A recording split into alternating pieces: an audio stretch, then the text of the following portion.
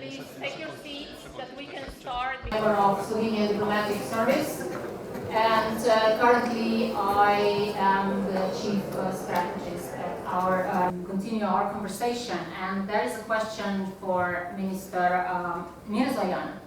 You come from the region of quite a history of conflicts, also some frozen conflicts still ongoing in the region.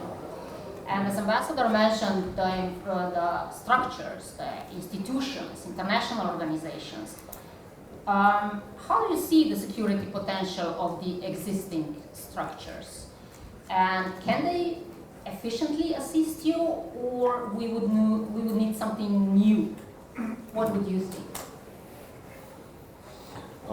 Well, first of all, let me join my colleagues in expressing appreciation to Slovenia for organization of this very important forum, despite all the challenges, despite the natural catastrophe. For us, this is not only an opportunity to exchange thoughts, but also it's yet another opportunity to express our solidarity with the Slovenian people.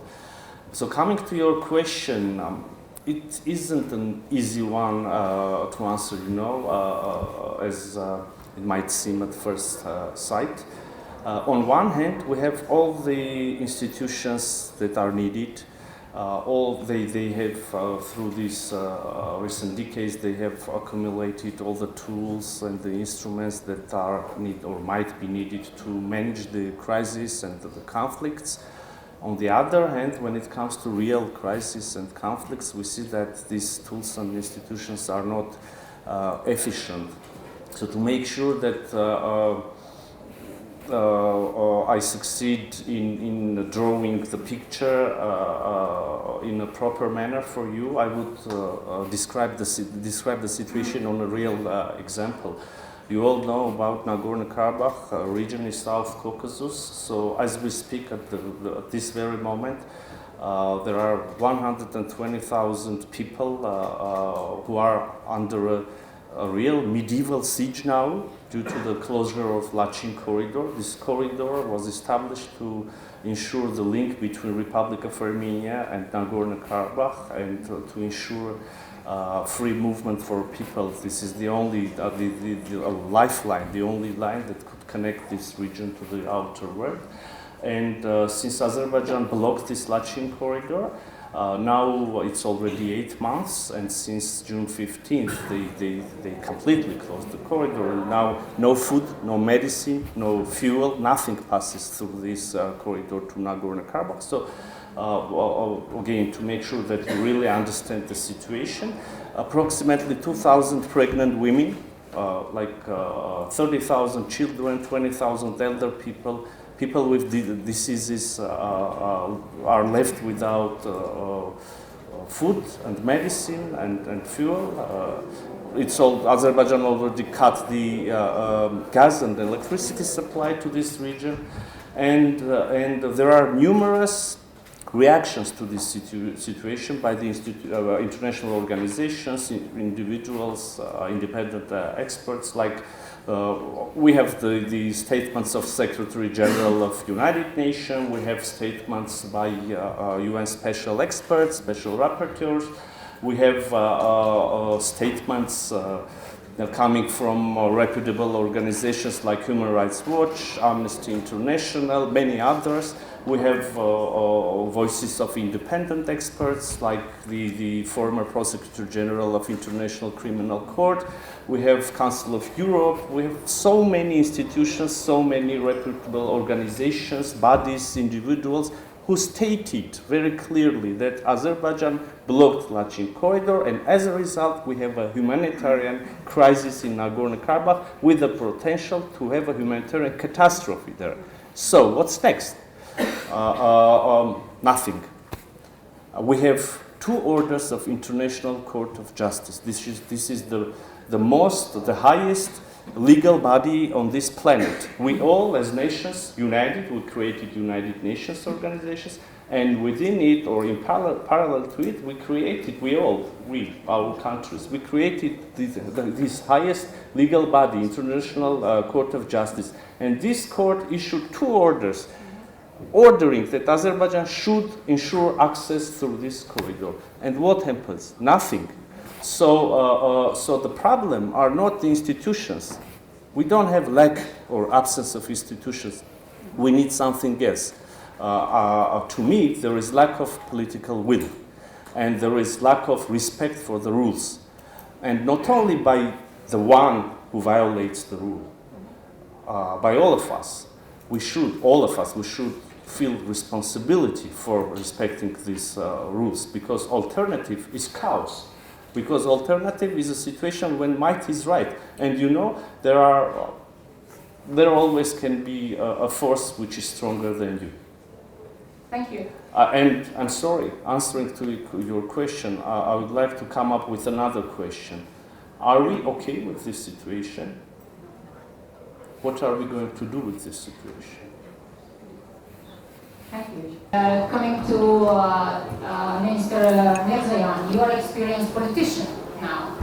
So where do you see the role of politics nowadays in security, and do we need to change something in the approaches that politicians nowadays actually exercise?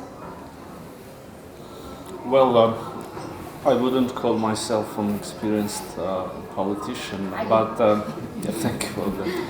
But dear participants, I'm so sorry to spoil this very beautiful discussion, but my impression is that when we say security, we mean security only for major powers. When we say dignity, we speak about dignity for big players, or at least you should have the size of Poland to have the right to be part of this conversation and to have expectations. I'm very much impressed by your intervention, Secretary General, but if I may, you can't fix the house. You can't fix the house until you acknowledge that the problem is not only the war in Ukraine. I'm not a doctor, I'm, as you heard, an experienced politician, but I know that the first and probably one of the most important steps is the diagnosis. You can't fix if you do not make the correct diagnosis. And probably the very direct and sincere and obvious answer to your question, because everybody knows the answer in reality, is a real value-based policy, a real human-centrist solution is politics and policies focused on human beings. I think this is the answer. Thank you. Again, the human element. For concluding actually this panel on this optimistic note, I think we are running out of time, so unfortunately, dear audience, there will be no time for questions. But I would like to use the last minute to express my heartfelt thank you to the panelists. It's been an amazing panel, and if I try to summarize in only a few words who actually are the new security architects, it's us. It's actually us to take care of the house that we built, to make common decisions, are we going and how are we going to refurbish it on the basis of mutual understanding, on the basis of proper diagnosis actually put forward and agreed upon. more dialogue, admitting the vulnerabilities with more solidarity, and building on the principles and paying the price for that.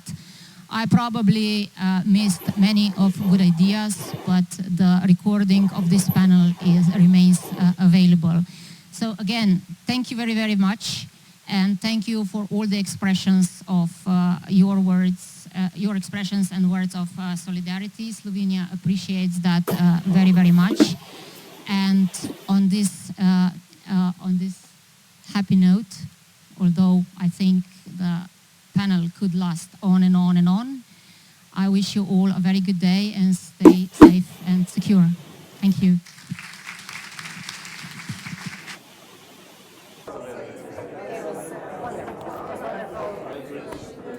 It was wonderful.